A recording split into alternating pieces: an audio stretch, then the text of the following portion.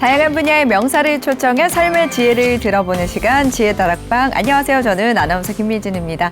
지난 시간에 이어서 오늘도 대한민국의 뇌공부 열풍을 일으키신 박문호 박사님과 함께하도록 하겠습니다. 박사님 모시겠습니다. 큰 박수 부탁드립니다.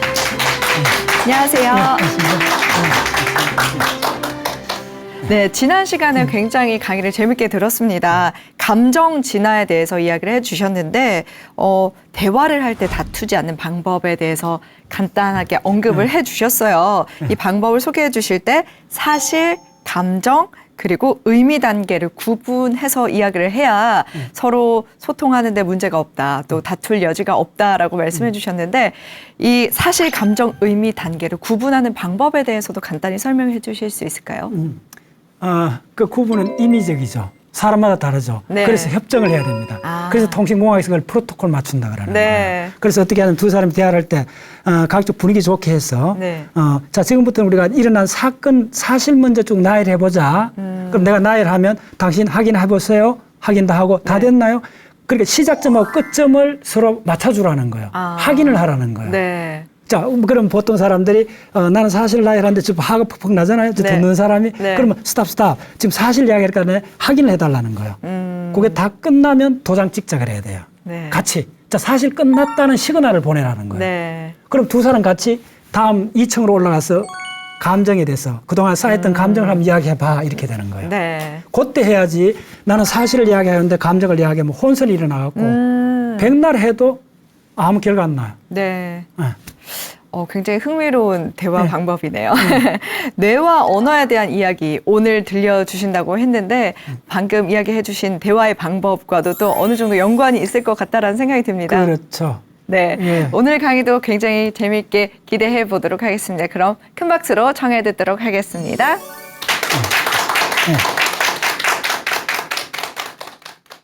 우리가 언어를 쓰면서 이제 감정을 전달할 때 이제 문제가 많이 생기잖아요. 주도권을 자기도 모르는 사이에 당기는 행위들이 많아요.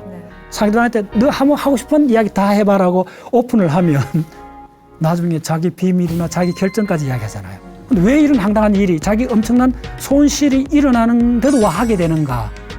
요게 내각이 필요합니다. 브레인 사이언스가. 이 언어라는 것도 감정, 행동, 언어는 함께 작동하는 거잖아요. 그럼 고뇌라는 거는 심리적 거대한 숲이거든요.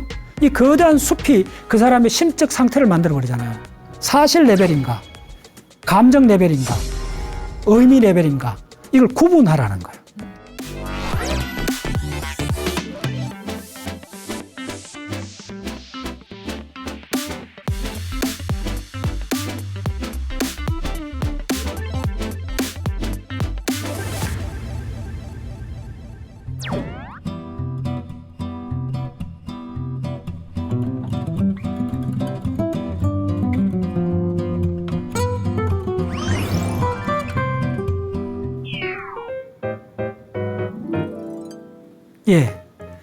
지난 시간에 감정에 이어서 이번에는 언어에 대해서 말씀드리겠습니다. 감정에서 가장 핵심은 뭐였더냐 하면 감정이 기술적인 문제다. 그래서 초시계, 스탑워치하고 온도계가 필요하다. 그럼 어느 쪽에서 거의 해당되는 건 뭐냐 하면 언어 생활이 실제로 일어나는 건 대화잖아요. 거의 90%가 대화잖아요. 그래서 대화를 어떻게 효율적으로 능숙하게 잘하는가, 이 문제가 우리가 언어를 쓰면서 이제 감정을 전달할 때 이제 문제가 많이 생기잖아요. 그러면 효율적인 대화에 대해서 빨리 말씀드리고 또 언어에 대한 내과학적인 측면을 말씀드리겠습니다. 서로 이렇게 주로 그럼 대화는 어느 때 일어나느냐 하면 요즘은 뭐 식사 시간이나 얼굴 마주하고 있는 경우 혹은 전화 통화하는 경우 두 가지로 크게 나눌 수 있어요. 그래서 상대방하고 두 사람이 대화를 할 때 크게 우리가 대화를 이야기하면 이제 호응을 잘하라, 그다음에 질문을 하라, 뭐 그런 이야기를 하잖아요. 근데 이제 호응을 하는 것 속에도 우리가 순간적으로 착각하는 게 있어요. 자, 뭐 한 구체적인 예를 들어 봅시다. 어떤 사람이 암에 걸렸다 합시다. 예를 들면 그러면 내가 좀 어려운 상황이잖아요. 그 전화를 해갖고 위안을 해주잖아요. 아, 그래, 뭐 이렇게 저렇게 힘들죠, 이렇게 이야기를 하잖아요. 근데 그 상황이 굉장히 좀 말이 술술 나올 수 있는 상황이 아니잖아요. 한 사람은 굉장히 생명이 위태로운 상황이고 이러면. 그래서 사람들이 그걸 넘어가기 위해서 다른 환자의 예를 들어줘요. 아, 내가 내 친구 병문안을 갔다 왔는데 그 사람도 뭐 당신하고 비슷한 그런 위험한 암이더라. 뭐 이렇게 이야기를 하면서 그 사람 이야기를 해요. 그게 무슨 말이냐 하면, 대부분 그렇게 하면서 호응을 했다고 생각해요. 주제가 같으니까네. 주제가 같아도 호응이 아닌 경우가 대부분입니다. 자, 다른 예를 들어줄까요? 어떤 사람이 가서 에펠탑을 봤다고 막 그 불란서 갔던 이야기를 하면, 아, 그래, 나는 누브르 박물관 나도 갔다 왔어. 이렇게 이야기하거든요. 그럼 호응처럼 보이죠? 그게 호응이 아닙니다. 내가 누브르 박물관에 갔다 왔다고 이야기를 하면 이야기 주도권을 내가 갖겠다는 겁니다. 그러면 그 사람이 리얼하게 본 에펠탑을 설명하기도 전에 이야기는 누브르 박물관으로 가게 되어 있어요. 자, 하나는 나쁜 예, 하나는 좋은 예를 이야기했잖아요. 그러니까 이게 뭐냐 하면 대부분 말을 하는 중에 우리가 그 주도권을 자기도 모르는 사이에 당기는 행위들이 많아요. 네. 그게 호응이란 탈을 쓰고 하기 때문에 같은 비슷한 게 맞장구를 쳐줬는데 사실은 끝나고 나면 크게 이게 시원하지가 않는 거예요. 그럼 어떻게 해야 되느냐. 에펠탑을 봤으면 내가 누브르 박물관을 봤던 걸 내가 리얼한 예가 많잖아요. 목구멍까지 이야기 나와도 그걸 억누르면서 그래, 당신이 봤던 에펠탑에 대해서 설명을 해봐. 그래서 가장 그 대화에 좋은 거는요. 그리고 그 다음 어떻게 됐어? 이렇게 유도를 해주는 거예요. 그러면 상대가 계속 재밌게 자기가 리얼한 상황을 이야기를 하잖아요. 예, 요걸 뭐냐면 내 걸로 뺏어오는 걸 전환 반응이라 그래요. 그 다음 하나는 요게 진짜 호응이에요. 진짜 호응은 그 사람 사례 속으로 들어가야 돼요. 내가 경험했는 사례로 이야기를 하면 대부분 그렇게 합니다. 무의식적으로 그렇게 해요. 그럼 맞장구 치는 것 같은데 그게 아니에요. 그럼 저 사람이 리얼하게 본 에펠탑은 이야기할 기회가 없어지는 거예요. 됐죠? 또 두 번째 문제는 뭐냐면 대화에서 나라는 주어를 자꾸 이야기하는 경우가 있어요. 생략을 하는 것 같아도 그게 항상 등장해 있어요. 내 생각은 이렇다. 내 의견은 이렇다. 주어를 안 써도 그 이야기를 해요. 그게 이제 우리가 왜 그렇게 되느냐 하면, 범죄를 저지른 사람이 그 신문을 할 때 편안하게 마음껏 너 이야기해봐. 혹은 친구하고 막 이렇게 다투다가도 상대방한테 너 한번 하고 싶은 이야기 다 해봐라고 오픈을 하면 나중에 자기 비밀이나 자기 결정까지 이야기하잖아요. 경험해 보셨죠? 왜 이런, 전체로 보면 되게 황당한 일이죠. 속내를 다 털어놓으라고 하면 자기 단점까지 다 이야기해요. 뭐 단점 정도는 괜찮은데 저 사람이 알아서는 안 될 비밀까지도 이야기하는 경우가 있어요. 아까 얘기했죠. 첫째 시간에 접근하고 회피 반응, 이득하고 손실을 계산하는 관점에서는 이건 황당한 일이잖아요. 당연히 손실이 엄청난데 비밀을 이야기하면 그래도 우리는 대화 중에 상당히 자주 일어나는 사건입니다. 특히 허심탄회하고 이야기할 때는 자기 단점, 비밀까지 이야기하게 돼요. 근데 왜 이런 황당한 일이 자기 엄청난 손실이 일어나는데도 와 하게 되는가? 요게 내각이 필요합니다. 브레인 사이언스가. 왜 그러냐 하면 자기 이야기를 할 때 우리 쾌감 중추를 건드려요. 자기 이야기를 할 때. 그래서 말을 계속 하고 싶어지는 거예요. 자기 이야기를. 그래서 이게 말이라는 게 그런 관점에서 보면 항상 게임이 끝나고 나면 그러니까 대화라는 게임은 우리가 하는 스포츠 게임하고 반대의 룰이 적용이 됩니다. 무슨 말이냐 하면 내가 없어야, 내가 손해봐야 내가 이기는 게임입니다. 그런데 그게 말이 쉽지 그렇지 않잖아요. 무의식 중에 항상 내가 이기려고 하죠. 그게 또 뭐하고 링크됐냐면 내가 이길 때 내 단점을 노출하면서도 내가 주도권을 가질 때 쾌감 중추가 계속 작동을 하기 때문에 끊임없이 자기 주장을 하는 거예요. 됐죠? 끊임없이 자기 주장을 해요. 이거는 이 브레인 안에서 쾌감 중추를 계속 자극하기 때문에 그래요. 그래서 이 전체 원리를 알고 훈련을 해야만이 자기 중심으로 이야기하는 거, 내 경험을 이야기하는 걸 스탑하고 한 발 물러서 갖고 그 사람 이야기를 들을 수 있어요. 그래서 흔히 경청이 말은 쉽지만은 엄청 어려운 일입니다. 거의 안 된다고 보시면 돼요. 왜 안 되느냐 하면 안 되는 원리를 이해하셔야 되는데 경청을 하지 않고 끊임없이 내가 이야기하는 거는 내 쾌감 중추를 계속 건드리기 때문에 내가 내 비밀을 노출시켰을 때 얻는 손해보다 내 쾌감 중추를 자극해서 얻는 쾌감이 더 크기 때문에 자기 이야기를 하는 겁니다. 그래서 어느 책의 주제가 그겁니다. 지구상에는 남녀 여자로 구별되는 것이 아니고 사람은 두 종류밖에 없다 그러잖아. 지금 이야기하고 있는 사람과 자기가 말할 차례를 기다리는 사람. 두 종류밖에 없어요. 그래서 이걸 이제 어느 관점에서 보면 첫 번째 강의하고 같은 맥락입니다. 결국은 우리가 어떤 행동을 할 때, 접근하거든 해피한 반응을 할 때, 우리가 말도 일종의 접근 반응이거든요. 그런 할 때 가장 밑에 있는 거는 손 이득하고 비용하고 이득을 항상 저울질합니다.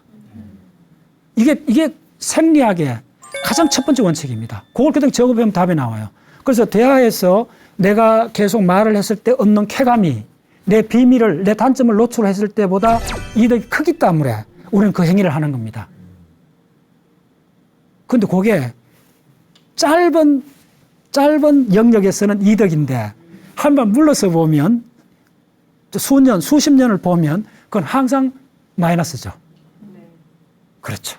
그래서 이걸 제가 마지막 시간에 이야기할 의식 상태의 결부를 하면 우리가 일어나는 행동, 감정, 의식 이 모든 거의 가장 근본적인 속성은 뭐냐면 그게 상태라는 겁니다.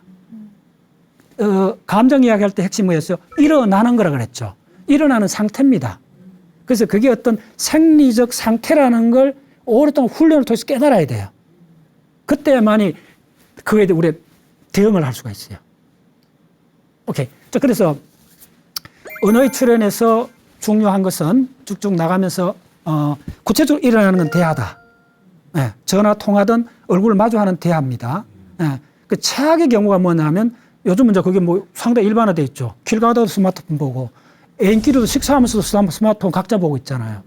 이거는 브레인 사이언스적으로 참 황당한 사건이에요. 왜냐하면 우리 호모사피엔스는 지금까지 지난 20만 년 이상 어디서 살았나 하면 우리가 사는 생태 공간은 타인의 얼굴 속에 살고 왔습니다. 그런데 타인의 시선을 피해버린 거예요. 인간이 지금까지 사회를 이루고 감정을 교류하고 우리가 이런 문화를 이루는 가장 근본에는 커플이 만나 결혼을 하고 자식을 놓으면서 일어났잖아요. 그럼 커플이 만나고 사랑을 한다는 거는 얼굴을 통해서 하는 거잖아요. 근데 시선을 통해서 감정을 전달하는 이것이 지금 유리 액정 속에 지금 갇혀버린 거예요. 이건 참 황당한 사건이에요. 네. 다시 저는 그쪽 굉장히 아쉬움이 많아요. 그런 쪽에서는. 네. 다시 우리는 맨 얼굴을 봐야 돼. 어쨌든 코로나 때문에 어쩔 수 없는 상황이 있지만은 우리 얼굴은 뭐 흔히 얼의 꼴이라 하지만은 그걸 넘어서 갖고 우리의 생존 공간입니다. 상대의 미소 하나로 하루 종일 기분이 좋고 상대의 미소로서 내 일생을 약속을 하잖아요.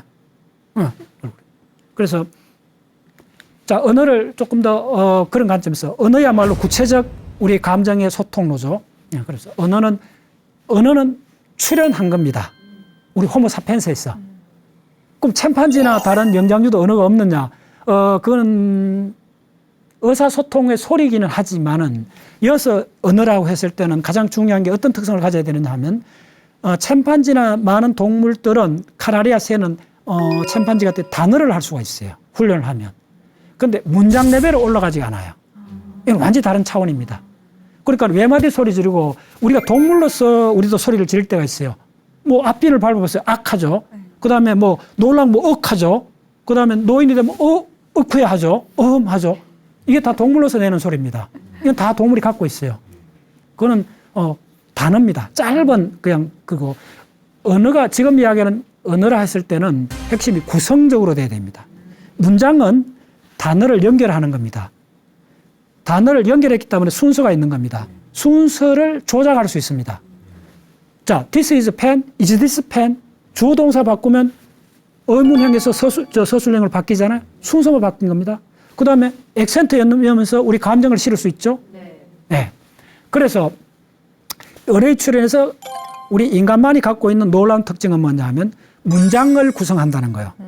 그러니까 외마디 소리가 아니고 스피치를 할 수 있다는 겁니다. 이 하는 영역이 다 다릅니다. 오케이. 그래서 언어는 주어, 동사, 목적어 형태로 순서별로 나열되어 있기 때문에 순서가 정보입니다. 그리고 우리는 그 순서를 바꾸고 그다음에 한 단어 속에 있는 음소에다가 액센트를 붙이는 그 순서에 따라서 위치에 따라서 감정이 달라집니다. 다르고 다르잖아요. 잘했어. 비울 수도 있고 동일한 말인데 다르잖아요. 우리는 캐치하잖아요.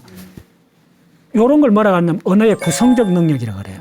그래서 바로 언어가 우리 사고를 구성합니다. 이 고급 사고를 언어가 합니다. 그래서 그게 구성적이란 말이 가장 핵심입니다. 동물은 이 구성하는 능력이 그 희박합니다. 그래서 그 만들어내는 영역을 빨리 말씀드리면 베르니카 영역에서 소리하고 의미를 결합합니다. 바람, 사랑, 가을, 사람 이름 모든 게 이제 소리하고 의미가 결부됐죠. 그래서 이걸 뭐라 그러냐면 어문학적 사전이라 그래요.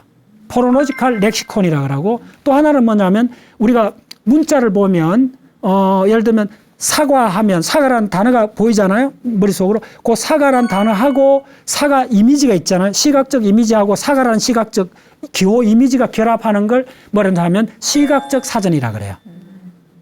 그래서 시각적 사전, 그다음에 소리의 음가에 대한 청각적 사전, 요 두 사전이 언어 출현에 먼저 선행이 됩니다. 그게 어디서 나냐면 베르니케 영역에서 바로 이 음가가 의미하고 연결되는 부위가 뒤에 있습니다. 그 다음 그림 보면 이제 가장 요약해놨는데 보시면 그래서 이쪽에서 베르니케 영역 그 부근하고 연결을 해서 단어하고 의미가 결합됩니다. 그러나 요거는 브레인 속에서 일어나는 상황이고 발음으로 아직 나오지 않은 겁니다. 그럼 발음으로 나오려면 혀가 움직여야 되고 입술이 움직여야 되잖아요. 그럼 이게 운동 출력으로 연결이 돼야 돼요. 그래서 운동 출력 쪽으로 하는 게 저쪽에 노란 쪽에 있는 브로카 영역입니다. 저 브로카 영역은 1800년도인가 그 불란스에 어떤 환자가 있었어요. 이 사람 발음을 딱 요밖에 못해요. 탄 요 발음밖에 못했어요. 다른 지능은 다 아주 정상이에요. 그래서 이 사람이 죽고 부검을 하고 브레인을 적출해 봤더니 바로 이쪽에 왼쪽에 이쪽에 구멍이 나 있는 거예요. 그 영역이 지금 노란 저쪽입니다. 그래서 저 사람이 발음을 잘 못했잖아요. 그래서 이게 그 유명한 브로카라는 의사가 연구를 했는데 브로카 실어증이라 그래요. 발음을 못하는 거예요. 근데 이 사람은 보고 있으면 답답하지는 않아요. 이 사람 딱 보고 있으면 이 사람이 적당한 단어를 찾으려고 몸부림치는 얼굴 표정이 보여요. 그 자기가 단어를 못 찾고 있다는 거 알고 있어요. 그래서 이 사람 초기 때 진행되면 실발음증이 되고 초기에 발음이 안 됐다가 의미는 다 이 사람 내부적으로 알아요. 표출은 안 되죠. 그러면 손짓 발짓을 할 수 있어요. 얼굴 표정으로. 그 다음에 발음이 부실해지고 두 번째는 실단어. 단어를 찾는 게 자꾸 어려워지는 거예요. 그 다음 세 번째는 실문법으로 가요. 실문법으로 가면 내가 너를 때렸다 할 때 주어하고 목적어를 구별을 잘 못해요. 문법까지 해송이 돼요. 근데 노란색이 브로카 영역이고 저쪽이 잘못되면 브로카 실어증, 발음에 관한 겁니다, 주로. 그리고 저쪽에 있는 이 긴 파이버, 저게 뭐냐면 궁상다발이라서 브레인 안쪽에 있습니다. 그래서 소리를 내는 소리의 음가하고 발음하는 운동기관을 연결해주는 브레인 안에 있는 고속도로입니다. 저 고속도로가 우리를 중얼거리게 합니다. 여러분들 어떤 단어 암기할 때 어떻게 합니까? 붙었던 BOOK 이렇게 암기하잖아요. 그때 우리가 한번 하면 길거리 가다가도 의식 안 해도 그게 되고 있잖아요. 그걸 이제 어문 루프라고 하는데 그 루프가 저 위에 있는 그 진한 저겁니다. 그래서 우리가 연부를 하고 주문을 하고 이래 하는 것도 저 루프를 타고 갑니다. 무한 반복을 하면 저게 굉장히 힘이 있어져요. 오케이? 그 다음 베르니케 실어증은 말은 유창하게 해요. 말은 유창하게 하는데 가까이서 들으면 횡설수설이요. 주어 동사 목자가 막 뒤죽박죽이 되어 있고 무슨 말인지 몰라요. 의미는 하나도 없는데 발음은 문제가 없어요. 그런데 이건 더 심각한 언어 장애인데 이 사람이 말을 하고 있는 말의 내용도 몰라요. 또 들은 내용도 몰라요. 네, 그 두 가지가 실어증이 있습니다. 기본적으로. 자, 그래서 저렇게 하면 이제 요게 그 베르니케 브로카 실어증하고 위로 올라가면 운동 피질 1차 운동 영역하고 그 프리모터 영역이 있습니다. 저쪽으로 올라가면 언어 영역하고 링크된 저쪽이 끊어지면 어떻게 되느냐 하면요. 들은 대로 행동을 못 해요. 너 가서 책을 갖고 와라 이야기를 하면 그걸 책을 갖고 와라는 의미를 알아도 그걸 행동으로 표출을 못해요. 알아도 행동으로 안 나오는 게 있습니다. 예를 들면 여러분들 파킨슨 병 같은 경우는 내가 걸어가고 싶다고 행동을 내고 싶어도 그 행동이 내 몸에 갇혀 있는 거예요. 그래서 반드시 브레인 공부할 때는 감각 단계, 그 다음에 의미 단계, 그 다음에 의미를 행동으로 옮기는 단계가 다 분리되어 있습니다. 이게 거의 한 100ms 내로 결합이 됩니다. 그래서 어느 단계에서 잘못되면 그게 다 부작용이 드러나는 겁니다. 예를 들면 문자를 보여줬는데 보고 읽을 수는 있는데 쓸 수는 없는 것도 있고 자기가 받아 적을 수는 있는데 손으로 쓸 수는 있는데 쓴 문장의 의미를 모를 수도 있어요. 이제 궁극적으로 이 언어 장애는 행동 장애하고 링크되어 있습니다. 그래서 말이 시가 된다는 거. 말이 그대로 하면 저주의 말 같은 거 하잖아요. 그게 작동하는 이유가 뭐냐면 저주를 하면 언어로 들리잖아요. 소리 들리면 그게 행동하고 링크가 되어 있습니다. 그래서 말 조심은 참으로 해야 돼요. 네. 반드시 피해야 되는 말은 저주 섞인 말은 하면 안 돼요. 인류 역사에서 그걸 금했죠. 근데 그게 무의식적으로 불쑥 나오면 진짜 그거 안 나오도록 핵심이 그겁니다. 그건 왜 그러냐 하면 그게 저 안에서 우리의 행동하고 회로가 링크되어 있습니다. 링크되어 있는 게 가장 중요한 중에 하나가 말씀드리면 시각으로 가는 이쪽은 무의식적으로 손가락하고 링크되어 있습니다. 그러니까 우리가 막 그 말을 할 때 전화할 때 보면 앞에 사람이 없는데도 그거 알아서 막 손을 흔들잖아요. 가잖아. 뭐가 알아서 막 일하잖아요. 손이 가만히 있지 않잖아요. 그게 뭐냐면 이쪽에 있는 프로세서하고 이 앞에 있는 사람처럼 이 손 동작이 나가버려요. 그 말은 뭐냐면 손 움직임하고 시각은 링크되어 있습니다. 내 대전에서 서울 전화하면 서울에 있는 사람이 내 브레인 속에서 이미지적으로 작동을 합니다. 그래서 그 사람한테 손가락질 하고 있는 거예요. 눈으로 보는 거는 손으로 한다. 이게 인간의 가장 놀라운 능력입니다. 다른 동물은 그렇게 하지 않습니다. 침판지는 호독 가는 걸 배우는데 뭐 몇 년 걸린다 그러잖아요. 근데 우리는 보면 한다. 우리 호모사피엔스의 가장 놀라운 능력은 보면 뭘 할 수 있다. 하는 걸 주로 손으로 하는 거거든요. 보면 왜 할 수 있는가? 그게 손가락하고 이쪽의 시각 이미지가 그냥 결합됩니다. 그 영역이. 오케이. 저렇습니다. 우리 브레인 혈관입니다. 리얼로. 네. 그래서 아까 전 시간에 얘기했죠. 혈관 사이즈를 조절하는 거. 이게 전부 다 무의식적으로 이 브레인에서 다 이렇고 우리 몸속에 다 일어나고 있습니다. 자, 좀 해보겠습니다. 자, 그래서 브레인에 관한 기본적인 자료를 제가 모았는데 말씀드리면 아까 했던 베로니카 영역에서 브로카 영역으로 연결되어 있죠. 우리가 처음 배웠던 모든 단어는 무의미했죠, 우리한테. 그러나 반복을 하면서 의미가 생겼죠. 무의미한 단어를 반복할 수 있는 하이웨이가 아케트 파시큘러스라 개인적 안에 있습니다. 그 다음에 의미가 되면 위에 피질로 연결됩니다. 그렇게 연결되고. 그 다음에 연결되는 양상을 보시면 요거 있습니다. 오른쪽 밑에 그림에 보시면 저 5가 밑에 빨간 거가 롱레인지로 연결되어 있고 위에 노란색하고 초록색이 있잖아요. 저렇게 해서 올라오는 저 영역에서 주로 언어를 처리합니다. 그래서 저 밑에 빨간 거는 무의미한 단어를 음절을 쫙쫙 우리가 그렇게 연불이 가능한 겁니다. 중얼중얼거리죠. 중요한 문제가 생길 때. 혼자 중얼거리잖아요. 중요한 단어를. 그거 왜 그러냐면 그 단어를 계속 장악하고 있어야 다른 기억 영역하고 링크가 됩니다. 그래서 문제 처리가 됩니다. 그래서 문제 처리한 좋은 방법은 이거 어떻게 하면 되지 속으로 자꾸 되뇌기입니다. 그렇죠. 그래서 공자가 그런 말 했잖아요. 어떻게 할까 하지 않는 사람은 나도 어떻게 하게 할 수 없다. 네. 그래서 어떤 문제를 푸는 언어학적으로 가장 좋은 거는 그걸 마음속으로 되뇌이라는 거예요. 어떻게 하지? 그러면 저 빨간 누프가 계속 작동을 한다고 보시면 돼요. 그러면 그 위에 초록색 누프 쪽하고 노란색 누프도 자극을 하게 돼갖고 위로 올라가서 대뇌 피질에 내가 기억했던 이전에 10년 이상 공부했던 그걸 링크시켜 줍니다. 리얼 그 브레인 사진에 보면 이렇게 활처럼 되어 있습니다. 그래서 아퀴트라 그러죠. 자, 그 다음 보시면 듣는 쪽은 어떻게 됐냐면 저쪽에는 좀 리얼한 자료인데 저게 속기뼈입니다. 우리 중이에 속기에 망치뼈, 모르뼈, 등자뼈가 있습니다.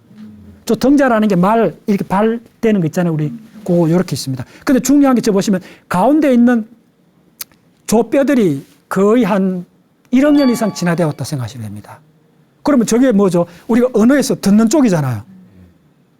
그러면 자, 여러분들 혹시 물가에서 물 속에서 잠수하고 있는데 물 속에 들어가 있는데 친구가 바깥에서 부르면 잘 들리나요? 안 들리죠, 잘. 그 왜 그러냐 하면 바깥에서는 공기잖아요. 물은 액체잖아요. 그래서 이쪽에 밀도차가 상당히 나기 때문에 음파가 수면에서 반사돼 갑니다, 대부분. 자, 그 현상이 사실은 우리 귀에도 있습니다. 이 안에 림프가는 액체로 차 있거든요. 그 다음에 고막 위까지는 기체잖아요. 공기잖아요. 공기에서 기체에서 이 림프가 나는 액체로 그 음향 에너지가 전파가 돼야 되는데 다 반사가 됩니다, 대부분. 그런데도 그걸 극복하기 위해서 저러한 뼈 구조가 진화되어 온 겁니다. 그래서 20배의 압력을 높여줍니다. 힘으로 실었다 생각하면 돼요. 예. 우리 인간의 귀에서. 그래서 언어도 이제 그렇게 진화를 했습니다. 자, 요거는, 저는 꼭 소개하고 싶은 자료인데, 최근에 이제 이 2015년도에 난 논문입니다. 그래서 우리 브레인의 언어에 관련되는 브레인 부위를 전체 다를 해부학적으로 하나하나를 찾아봤어요. 예. 자극을 좀 찾아냈는데, 그걸 연결한 전문 논문에 있는 자료인데, 보시면 우리가 말을 하기 위해 갖고 관여되는 브레인 영역이 21곳이나 됩니다. 그렇죠. 그래서 말 잘하기가 엄청 어려운 겁니다. 저 21곳을 전부 다 훈련시켜야 된다 생각하세요. 그리고 저 전체가 한마디로 말하면 그 사람의 내면의 상태를 만들어버린 겁니다. 그래서 그 대통령의 말하기인가 하는 그 우리나라 말에 대해서 전문가가 한 명 있습니다. 그분 책에 이런 대목이 나옵니다. 그 말은 말하는 화자의 화술이 아니고 청자의 심리학이다. 그래서 말은 내가 아무리 잘한다 해갖고 이게 잘 되는 게 아니고 듣는 사람의 마음의 상태라는 겁니다. 그 마음의 상태를 결정하는 게 저 전체다입니다. 요 원리를 조금 이해를 하면 우리는 말은 그래서 게임이 듣는 사람이 이기도록 해주면 그 사람이 기분이 좋을 거 아닙니까? 그럼 그 사람이 뭐든지 좋게 반응을 할 거 아닙니까? 이 원리입니다. 그래서 말은 대화는 게임의 룰이 스포츠 게임하고 정반대라는 거예요. 인간 하는 모든 행위 중에 대화의 게임의 룰은 내가 져야 이기는 겁니다. 요거 하나 기억하시면 돼요. 그 원리가 뭐냐 하면 내가 아무리 능숙한 화술을 훈련을 했다 해도 이거가 결정되는 것이 아니고 내가 말이란 발음을 하면 이 단어가 화살처럼 나가고 나면 내하고 관계없다는 거예요. 관역은 상대라는 거예요. 관역이 꼽혔냐 안 꼽혔냐 이 문제지. 예. 그러면 그 전체를 결정하는 거는 대화를 결정하는 거는 말하는 사람이 아니라는 거예요. 듣는 사람이라는 거예요. 오케이. 그러니까 듣는 사람이 뭐냐 하면 듣는 사람의 심리라는 거예요. 그게 그러니까 브레인 전체라는 거예요. 오케이. 그래서 간단히 좀 더 말씀드리면, 이렇게 되어 있습니다. 일단 시각적으로 보죠. 말을 한다는 거는 얼굴 표정을 보죠. 그럼 감정이 들어오죠. 얼굴 표정으로 보고 대화를 하면서 일단 대화가 된다는 거는 벌써 그 사람한테 그 사전이 3개가 준비가 돼야 돼요. 첫 번째는 뭐냐면 풍부한 시각적 이미지, 사물에 대한 정보, 시각적 이미지. 그 다음에 그 발음에 대한 정보. 그러니까 비주얼 렉시콘, 시각적 사전. 그 다음에 이쪽에 청각적, 포노로지컬 렉시콘. 그 다음에 어쨌든 내가 발음을 해야 되잖아요. 액센트를 주고 주어 동사 목적을 바꿔야 되잖아요. 그때 필요한 게 운동이잖아요. 혀, 턱, 입술의 운동인데 이걸 관장하는 영역이 이 하전두엽이라고 그래요. 인페리어 프론탈 코텍스라고 그러는데 요 하전두엽하고 또 한 영역이 어디냐 하면 프리모타라는 영역인데 이 프리모타라는 게 뭐냐면 모타라는 게 운동이고 프리라는 거는 운동 앞에 있다는 겁니다. 그 말은 뭐냐면 운동을 조절하는 거랍니다. 그래서 운동을 조절 어떻게 하느냐 하면 이쪽 머리 쪽하고 우리 바디 쪽을 2개 구분합니다. 그래서 머리 쪽 운동을 조절하는 걸 뭐라 그러냐 하면 프리모타 벤트랄 배 쪽, 그 다음에 바디 쪽 운동 손발 몸통 운동을 조절하는 걸 프리모타 도자리라 그래요. 등 쪽이라 그래요.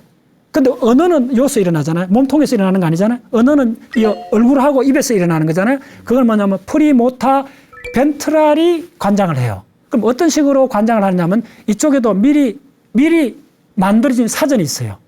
그게 무브먼트 사전이에요. 움직임의 사전이에요. 그럼 내가 어떤 걸 하다가 화가 났을 때 어느 말에다 액센트를 줄 건가? 그걸 순간적으로 결정해야 돼요.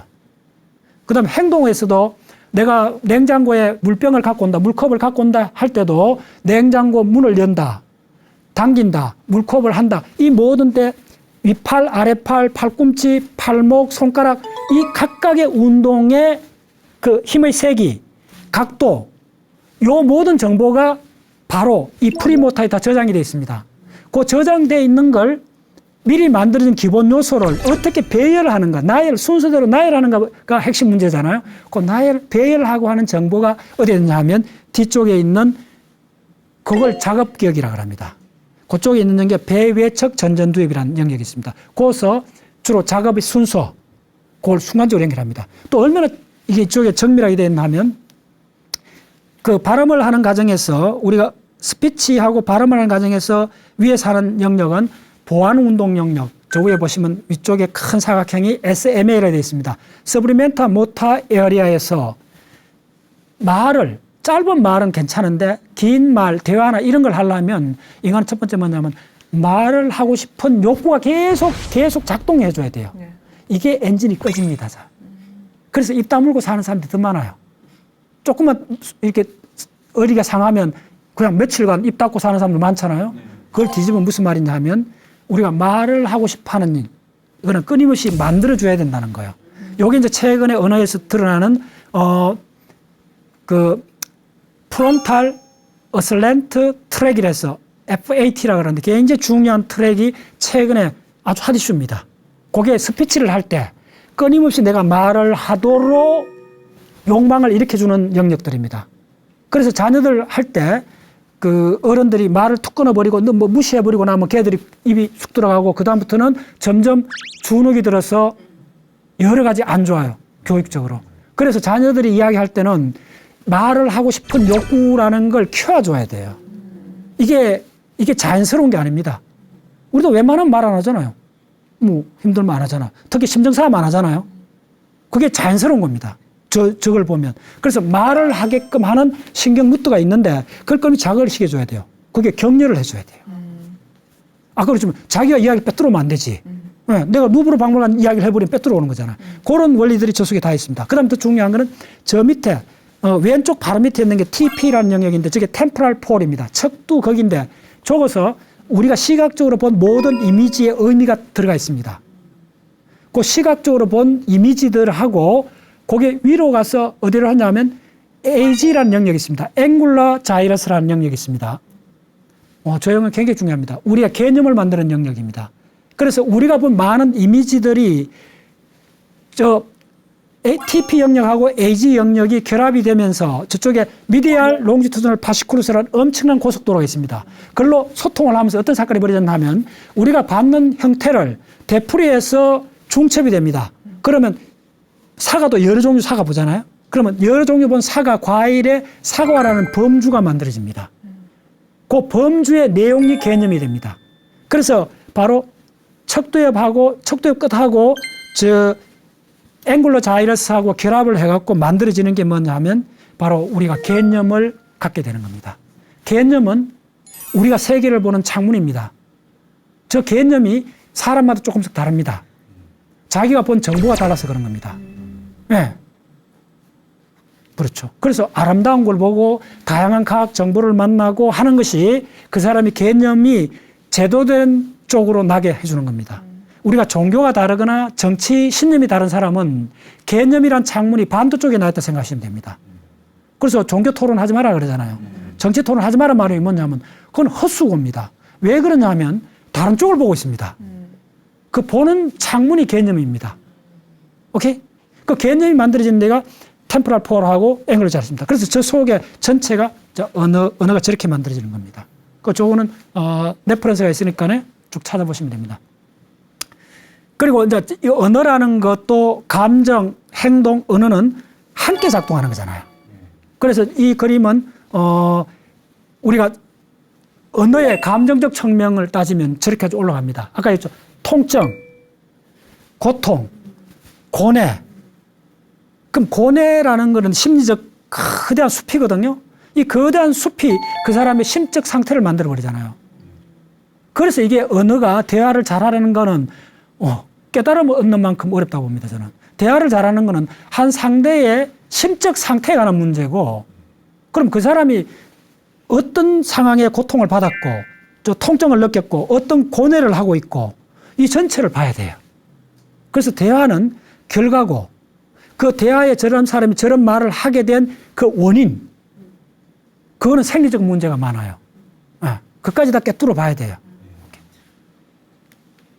자, 그래서 요거를 보면 제가 최근에 강의한 내용인데, 브레인 전체에 저렇게 요거는 뭐냐면 우리 브레인 끝에서 본 브레인 전체 영역들입니다. 예. 그래서 최근에 이제 브레인이 밝혀낸 이걸 브로도만 맵이라는데 한 100년 이상 연구가 됐습니다. 브레인 각 영역이 하는 건데, 저 보면 굉장히 큰 영역 있죠. 저 이렇게 이렇게 반원 색이 있는 게 시각입니다. 그럼 저 중간에 가면 LIP라는 게 뭐냐 하면 저게 어텐션 하는 겁니다. 시각적 주의를 하는 겁니다. 저런 것들. 그 다음에 저쪽에 보면 밑에 보면 ATL, 안테리오 템포럴 로브라는 이만큼 큰 거 있죠. 저게 뭐냐면 사회적 정서를 만들어내는 겁니다. 저거하고 저쪽 가서 감정을 만들어냅니다. 요거는 안으로 잘랐을 때 내입니다. 요거 하나 멘트 드리면, 저쪽에 보시면 앞쪽에 가장 큰 사각형이 있죠. 저게 뭐냐면 미디알 프리프론탈입니다. 그럼 뒤쪽에 보면 가장 큰 게 PC라 되어 있죠. 이 두 영역이 연결된 게 디폴트 모드입니다. 멍 때리기 이야기 들어보셨죠? 그게 약간 관련되는 겁니다. 저 디폴트 모드가 우리가 자아가 출현하는 겁니다. 그래서 우리의 심적 상태 속에는 나라는 게 그 속에 가득 있습니다. 내 상태. 그러면 그 나라는 그 심적 상태는 본인의 기억을 전부 다 참조하게 됩니다. 그래서 저 PC라는 영역이 우리가 지난 모든 했던 기억을 엿듣고 있습니다. 그래서 끊임없이 자전적 해상을 하게 됩니다. 그래서 사람은 끊임없이 자기에 대해서 이야기를 하고 싶어지는 거예요. 자기 경험을. 그리고 이건 조금 다른 간단한 지식을 전달해 드리면, 우리가 브레인에 신경세포, 뉴론이라는 신경세포가 있는데, 저 큰 세포 옆에 초록색 세포 있잖아요. 쪼매는 초록색 세포들이 글리아라는 세포입니다. 그래서 마이크로 글리아라는 세포인데, 이게 그 면역세포 일종입니다. 대식세포가 브레인 속에 있는 대식세포 같은 게 적은데, 뉴런보다 훨씬 많잖아요. 그래서 이게 뭐냐면 우리의 심적 상태는 또 면역 반응하고 관계 있습니다. 스트레스를 받으면 면역 시스템이 교란이 됩니다. 요거는 좀 특이한 자료가 있다면 보여드리는 겁니다. 레퍼런스에서 보세요. 저게 먹으면 우리가 면역 작용 같은 것도 심적 상태를 만드는 게 면역 반응이 의외로 큽니다. 그래서 언어도 더 깊이 들어가 보면 우리 내부하고 관계 있습니다. 속이 편해야 좋은 말이 나오지. 맞잖아요. 속이 편하다는 말은 뭐냐면 먹는 음식물하고 관계 있습니다. 그래서 마지막에 저 보시면, 요거 있는 자료가 아주 특이한 자료인데, 실제로 여러분들 글루코스가 연결된 갈락토스나 글루코스, 만노스 이런 게 있는데 그 분자 구조를 찍은 겁니다. 지금 보입니다. 소장 육모에 나와 있는 구조입니다. 그리고 이 면역 시스템인데, 저거는 뭐냐면 우리 소장에 그 면역 세포들의 센터가 있습니다. 저게 소장이잖아요. 보면 한 2cm쯤 되는데 저 하얀 반점 있죠. 저게 T세포, B세포, 수지상세포, 자들이 대기병으로 있습니다. 우리 창자 이쪽은 엄청나게 많은 면역 조직들이 창자에 저렇게 붙어 있습니다. 그래서 저쪽에서 우리가 그 내부, 내장에 대한 모든 상태, 그래서 아까 전 시간에 했던 미주신경하고 자들하고 전부 다 협연을 합니다. 그리고 면역 시스템하고 브레인 시스템이 협연을 해갖고 실시간으로 우리의 가장 바탕에 있는 신체 상태를 만들어줘요. 그 신체 내장 상태가 느낌의 바탕입니다. 이쪽에 보시면 그 템포럴 폴 있죠. 아까 했던. 저기에서 가장 중요하게 하는 게 우리가 이미지를 만들고 사회적 정서의 일부가 처리됩니다. 그 다음에 앞에 있는 게 좀 프론탈 폴인데, 이거는 우리가 장기 목표를 만들어냅니다. 그래서 우리가 행동, 마음, 언어, 이 모든 거는 우리 호모사피엔스가 하는 거는 각자가 하는 장기 목표 하에 실행 파일이 돌아가고 있는 겁니다. 그래서 언어를 대충 마무리해드리면, 아까 보였던 언어는 궁극적으로 심적 상태를 반영하게 됩니다. 그래서 우리 브레인에 20곳 영역이 상호 연결이 되어 있습니다. 그 전체하고 관여되기 때문에 우리는 대화를 잘한다는 거는 좀 평생 훈련해야 되는 그런 겁니다. 근데 이제 그거에 감정 차원에 늘어오면 조금 방법론이 나왔던 게 그걸 기술로 보라는 거예요. 근데 대화도 기술로 보라는 거예요. 그래서 기술적 접근이 돌파구를 열고 있습니다. 최근에. 그래서 언어에서 대화에서 기술적 측면은 뭐냐 하면 그러겠죠. 먼저 상태를 모든 게 상태니까 상태를 체크하라는 거예요. 그러니까 사실 상태인가, 사실 레벨인가, 감정 레벨인가, 의미 레벨인가 이걸 구분하라는 거예요. 이런 방법들이 기술적 접근이라고 합니다. 언어에서도 기술적 접근이 효과를 발휘합니다. 예, 맞습니다.